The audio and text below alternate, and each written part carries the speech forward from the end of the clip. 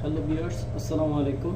আমি আজকে আপনাদেরকে একটা অপশন দেখাবো ফটোশপের, যেটা মাধ্যমে আমরা অনেক সময় দেখা গেছে একই অবজেক্ট একই দূরত্বে বারবার ডুপ্লিকেট করা লাগে।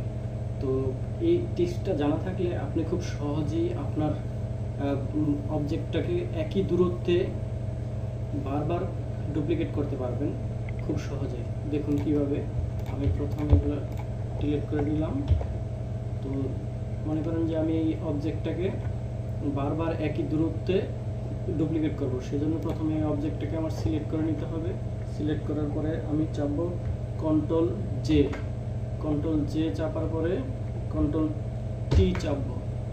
কন্ট্রোল টি চাপার পরে আমি কতটুকু দূরত্বে নিতে চাই ঠিক অতটুকু দূরত্বে আমি এটা নিব। এটা ডাইনে বামে উপরে নিচে সব দিকে কাজ করবে। এখানে মেজারমেন্ট দেখা যাচ্ছে। আমি মনে করি যে 4 নিলাম। তারপরে এন্টার চাপবো। এন্টার চাপার পরে কন্ট্রোল শিফট অল্টার ধরে শুধু টি চাপবো, আর অটোমেটিক একই দূরত্বে হয়ে যাবে।